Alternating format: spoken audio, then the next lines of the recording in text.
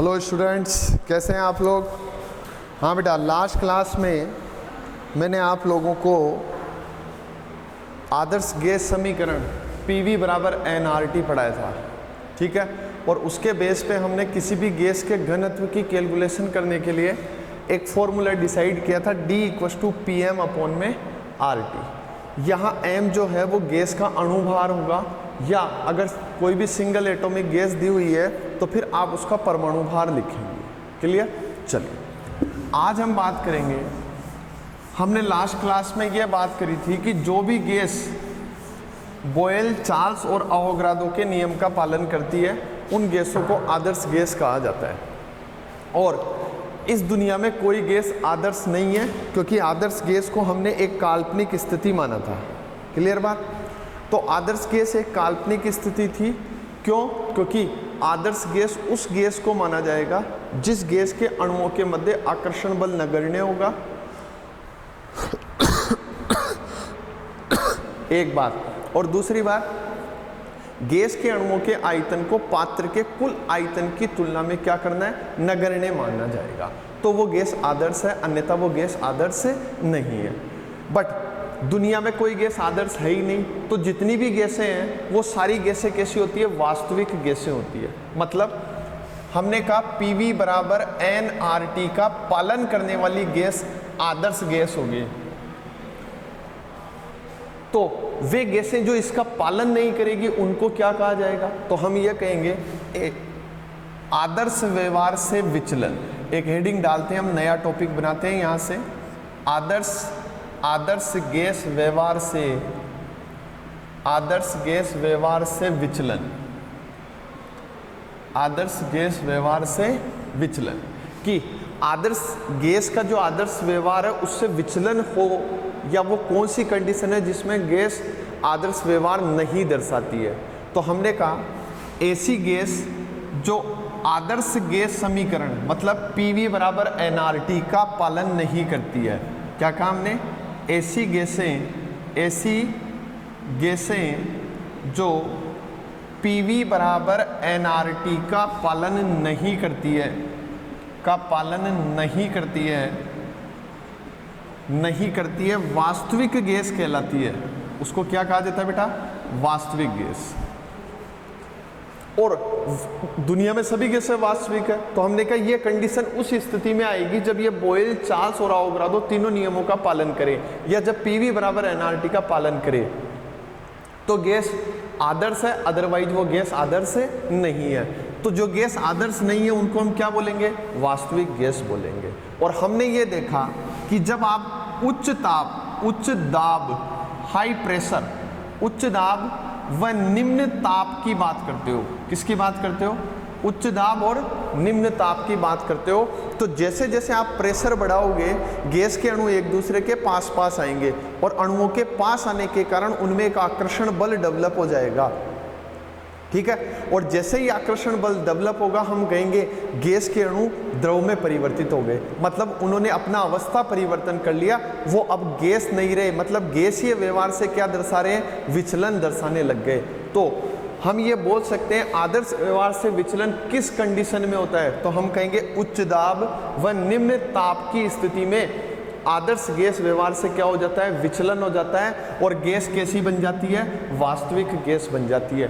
क्योंकि जब उच्च दाब और निम्न ताप की बात आती है तो इस कंडीशन में गैस के अणुओं के मध्य आकर्षण बल डेवलप हो जाता है। क्या लगने लग जाता है बेटा? आकर्षण बल लगने लग जाता है, इसलिए गैस का व्यवहार बदल जाता है। एक बात तो ये। दूसरी बात ये कि जो गैस के अणुओं का आयतन है, गैस के अणुओं का जो आयतन है, गैस के अणुओं का आयतन पात्र के आयतन की तुलना में, पात्र के आयतन की तुलना में नगण्य नहीं माना जा सकता है। गैस के अणुओं का आयतन पात्र के आयतन की तुलना में नगण्य नहीं माना जा सकता है। क्यों नहीं मानेगा उसकी हम आगे बात करेंगे।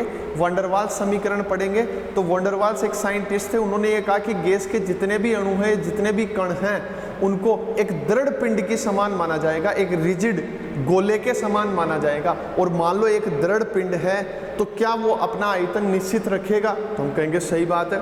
तो दृढ़ पिंड है मतलब उसका आयतन निश्चित होगा, और जितना हर कण का आयतन है उतना आयतन किसी दूसरे कण को गति करने के लिए उपलब्ध नहीं हो पाएगा। इसलिए पात्र के आयतन की तुलना में अणुओं के आयतन को नगण्य नहीं माना जा सकता है। क्लियर बात? चलिए वापस से 1 मिनट के लिए यहाँ ध्यान दें।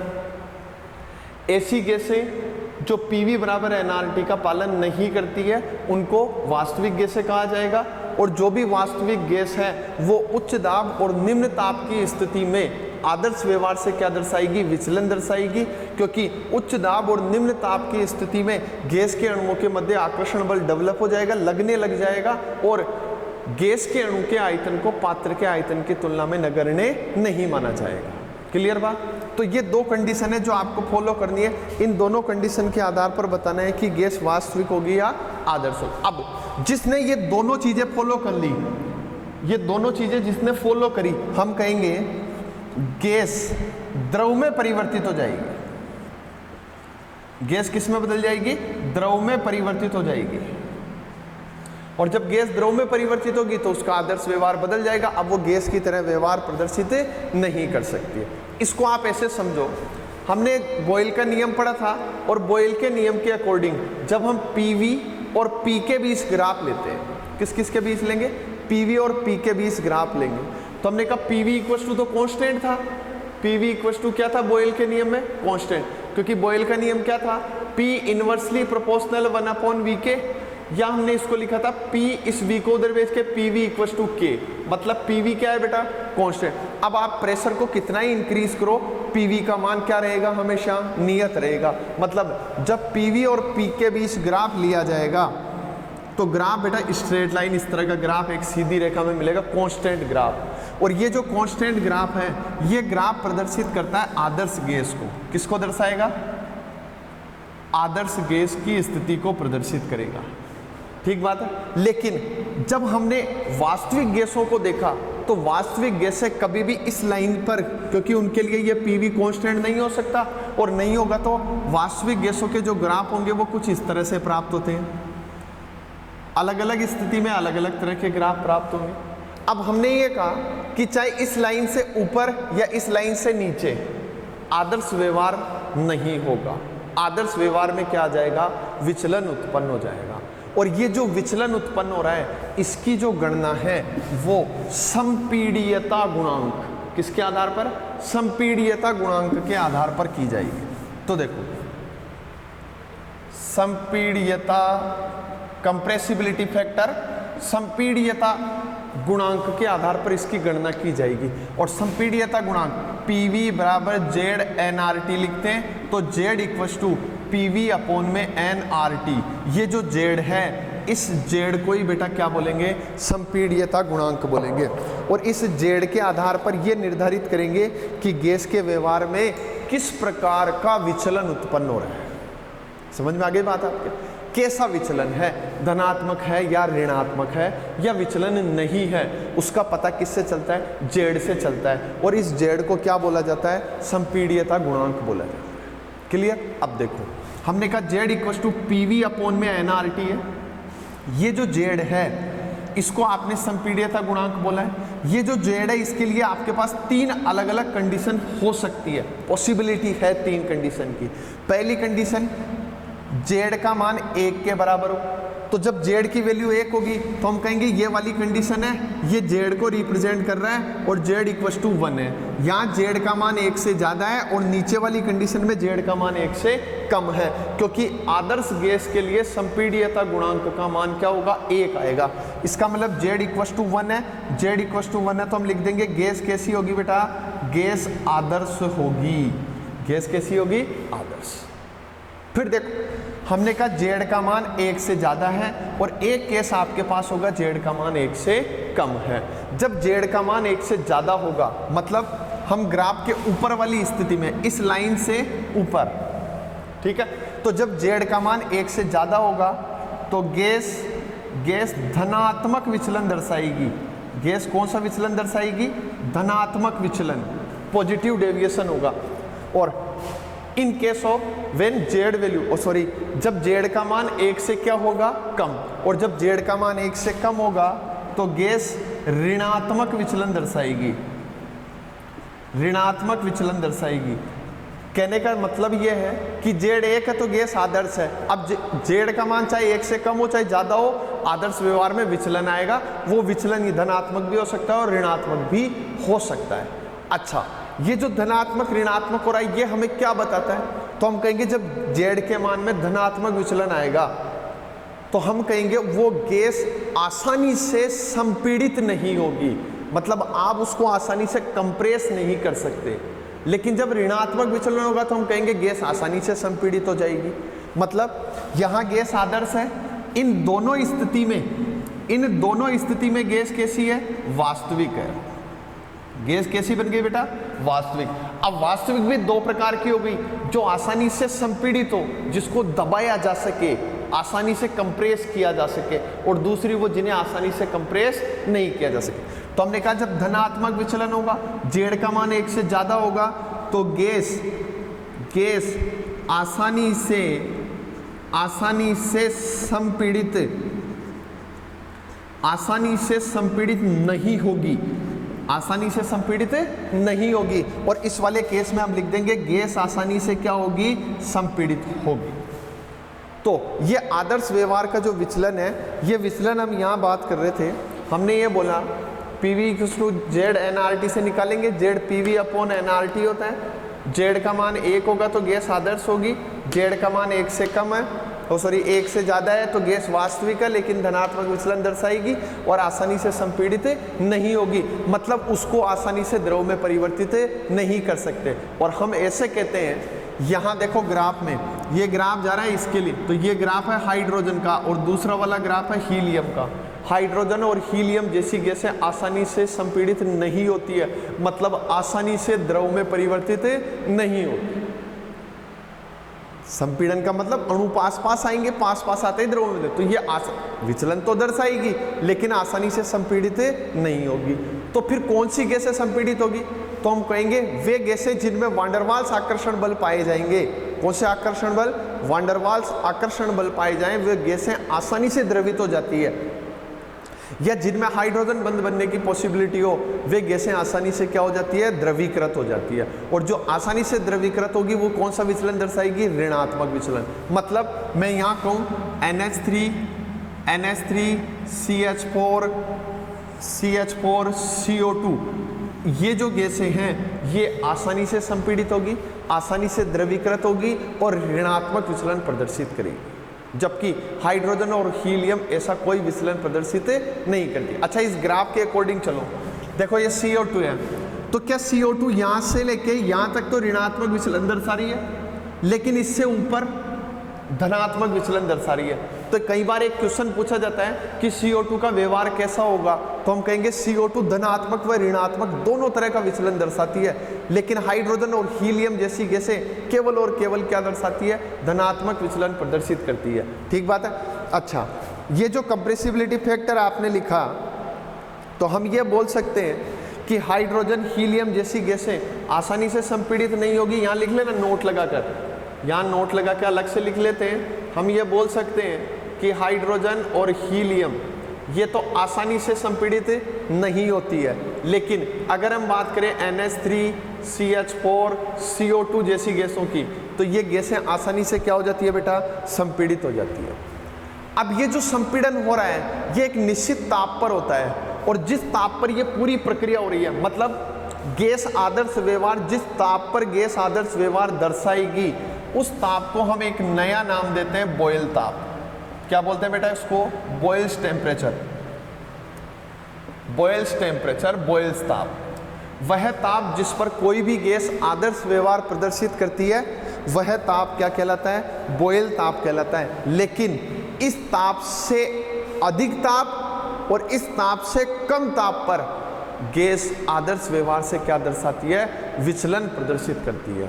क्लियर बात? तो सिंपल सी डेफिनेशन होगी बॉयल्स टेम्परेचर की, क्या होगी? वह ताप जिस पर कोई भी गैस आदर्श व्यवहार प्रदर्शित करती है बॉयल ताप कहलाता है। बॉयल ताप जो है वो केवल और केवल गैस की प्रकृति पर निर्भर करेगा। किस पर निर्भर करता है? गैस की प्रकृति पर। क्योंकि मैंने आपसे कहा जो गैस आसानी से द्रवीकृत होगी, जो गैस आसानी से द्रव में बदल जाए, आसानी से द्रवीकृत होगी, वो गैस ज्यादा धनात्मक विचलन दर्शाएगी।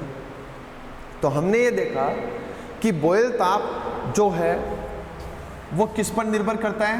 गैस की प्रकृति पर निर्भर करता है, गैस की प्रकृति पर निर्भर करेगा।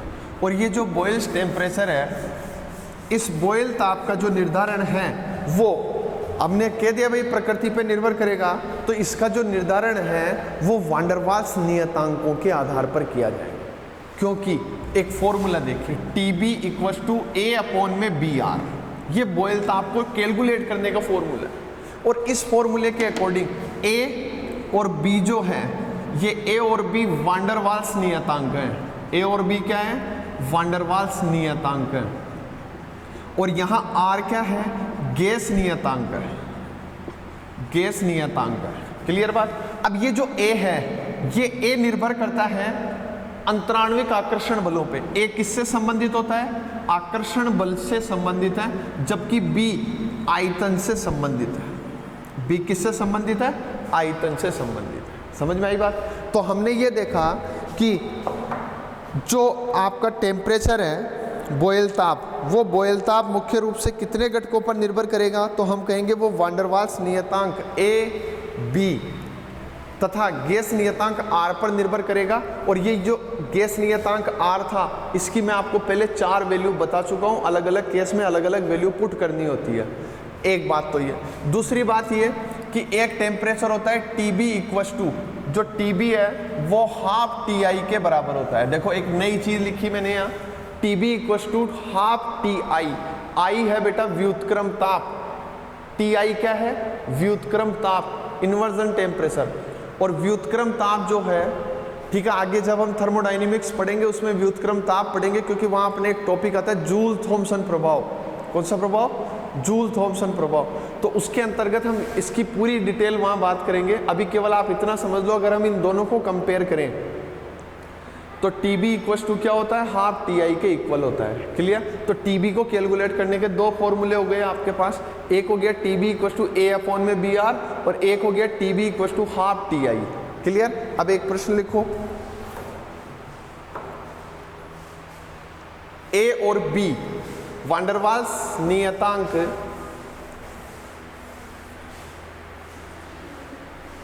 वान डेर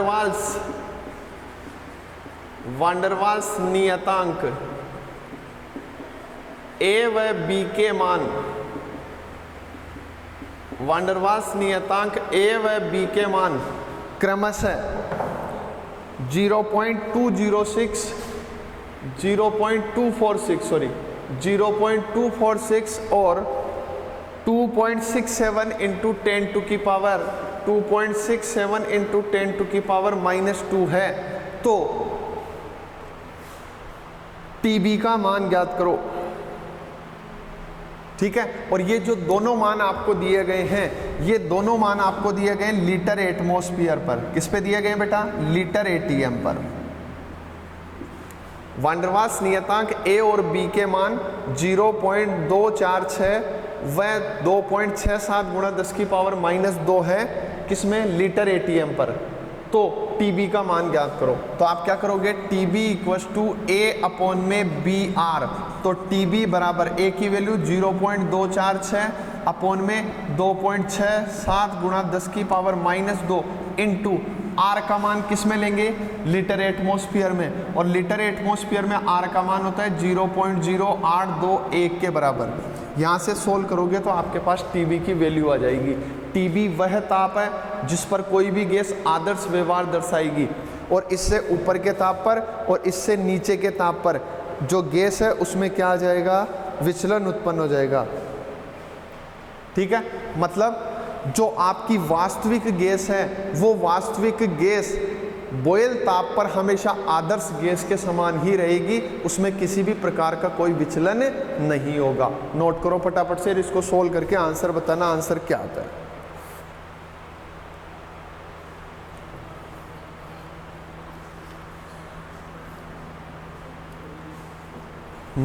नोट कर लिया। चलिए नेक्स्ट क्वेश्चन देखो।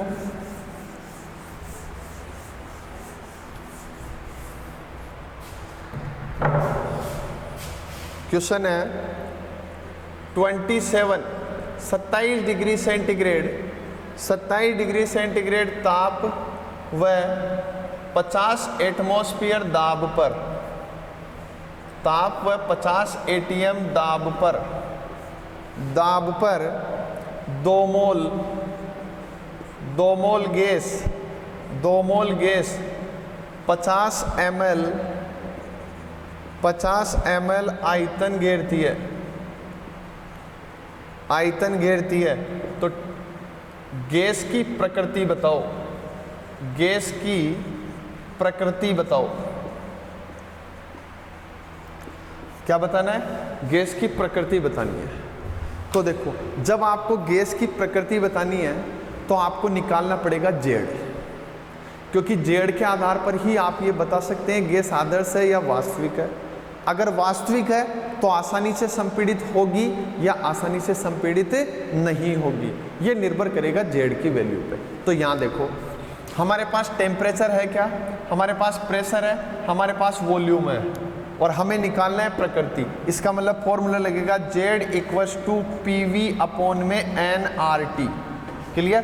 तो Z इक्वल्स टू P का मान कितना दिया हुआ है 50 एटमॉस्फेयर इनटू V कितना है बेटा ml, और V हमेशा किस में लेना है? लीटर में। तो कितना हो जाएगा 50 अपॉन में 1000 लगा दूं क्या, क्योंकि ml में था, लीटर में चेंज किया है मैंने। PV इनटू n का मान कितना है? 2 मोल गैस है 2। R का मान यहाँ क्या दिया हुआ है? एटमॉस्फेयर आ गया क्या, तो R का मान रखेंगे 0.0821 इनटू T कितना दिया हुआ है 27। टेम्परेचर को हमेशा किस में लिखना था? केल्विन में, और जब केल्विन में रखोगे तो कितना हो जाएगा? 300 केल्विन। क्लियर? यहाँ से आपको इसको सोल्व करना है। सोल्व करोगे तो जेड की वैल्यू 0.05 आएगी। कितनी आएगी? अप्रोक्सीमेट 0.05। और ये जो वैल्यू है जेड की वैल्यू 1 से कम आ रही है क्या, और जेड की वैल्यू 1 से कम है, इसका मतलब हम कहेंगे गैस वास्तविक होगी लेकिन आसानी से संपीड़ित होगी, क्योंकि जेड का मान 1 से कम है, मतलब गैस आसानी से क्या हो जाएगी? संपीड़ित हो जाएगी। ठीक है, नेक्स्ट वीडियो में हम बात करेंगे वास्तविक गैसों की और वांडर वाल्स गैस समीकरण की।